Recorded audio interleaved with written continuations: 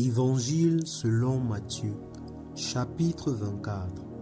Comme Jésus s'en allait, au sortir du temple, ses disciples s'approchaient pour lui en faire remarquer les constructions. Mais il leur dit, « Voyez-vous tout cela? Je vous le dis en vérité, il ne restera pas ici pierre sur pierre qui ne soit renversée. » Il s'assit sur la montagne des Oliviers, et les disciples vinrent en particulier lui faire cette question. « Dis-nous quand cela arrivera-t-il, et quel sera le signe de ton avènement et de la fin du monde ?» Jésus leur répondit, « Prenez garde que personne ne vous séduise, car plusieurs viendront sous mon nom, disant, « C'est moi qui suis le Christ », et ils séduiront beaucoup de gens. Vous entendrez parler de guerre et de bruit de guerre. Gardez-vous d'être troublés, car il faut que ces choses arrivent, mais ce ne sera pas encore la fin.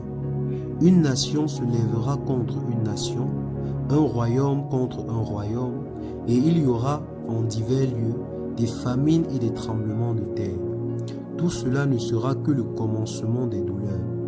Alors on vous livrera au tourment, et l'on vous fera mourir, et vous serez haïs de toutes les nations à cause de mon nom.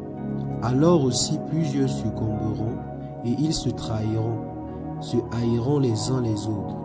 Plusieurs faux prophètes se lèveront, et ils séduiront beaucoup de gens. Et, parce que l'iniquité sera accrue, la charité du plus grand nombre se refroidira. Mais celui qui persévérera jusqu'à la fin sera sauvé. Cette bonne nouvelle du royaume sera prêchée dans le monde entier pour servir de témoignage à toutes les nations. Alors viendra la fin. C'est pourquoi, lorsque vous verrez l'abomination de la désolation dont a parlé le prophète Daniel, établie en lieu saint, que celui qui lit fasse attention. Alors que ceux qui seront en Judée fuient dans les montagnes, que celui qui sera sur le toit ne descende pas pour prendre ce qui est dans sa maison, et que celui qui sera dans les champs ne retourne pas en arrière pour prendre son manteau. Malheur aux femmes qui seront enceintes et à celles qui allaiteront en ces jours-là. Priez pour que votre fuite n'arrive pas en hiver, ni en jour de sabbat. Car alors, la détresse sera si grande qu'il n'y en a point eu de pareil depuis le commencement du monde jusqu'à présent, et qu'il n'y en aura jamais. Et si ces jours n'étaient abrégés, personne ne serait sauvé. Mais à cause des élus, ces jours seront abrégés. Si quelqu'un vous dit alors, le Christ est ici, ou il est là, ne le croyez pas, car il se lèvera de faux Christ et de faux prophètes. Ils feront de grands prodiges et de miracles, au point de séduire, s'il était possible, même les élus. Voici, je vous l'ai annoncé d'avance. Si donc on vous dit, voici, il est dans le désert, n'y allez pas. Voici, il est dans les champs, ne le croyez pas, car comme l'éclair part de l'Orient et se montre jusqu'en Occident, ainsi sera l'avènement du Fils de l'homme. En quelque lieu que soit le cadavre, là s'assembleront les aigles. Aussitôt après ces jours de détresse, le soleil s'obscurcira, la lune ne donnera plus sa lumière, les étoiles tomberont du ciel et la puissance des cieux seront ébranlées. Alors le signe du Fils de l'homme paraîtra dans le ciel, toutes les tribus de la terre se lamenteront, et elles verront le Fils de l'homme venant sur les nuées du ciel avec puissance et une grande gloire.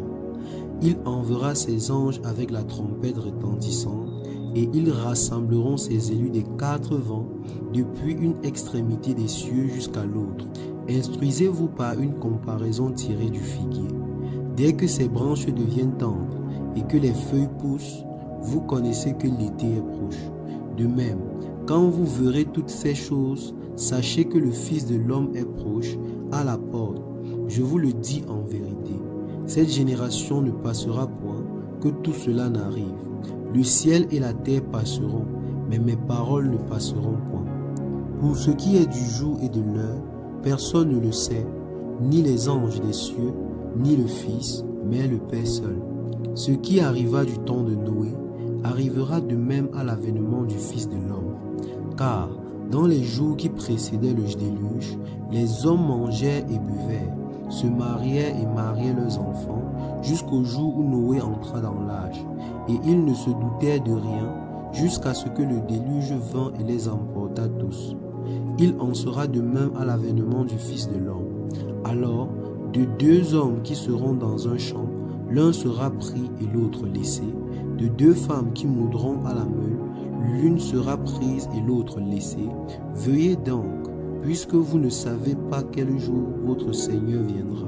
Sachez-le bien, si le maître de la maison savait à quelle veille de nuit le voleur doit venir, il veillerait et ne laisserait pas percer sa maison. C'est pourquoi, vous aussi, tenez-vous prêts, car le Fils de l'homme viendra à l'heure où vous ne vous y attendez pas.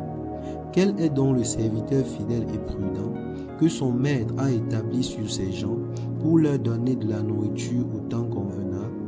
Heureux ce serviteur que son maître, à son arrivée, trouvera faisant ainsi. Je vous le dis en vérité, il l'établira sur tous ses biens.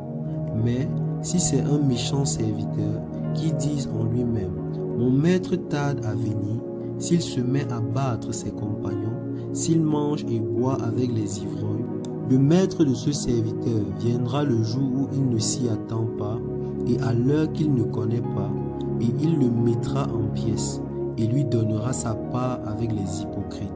C'est là qu'il y aura des pleurs et des grincements de dents.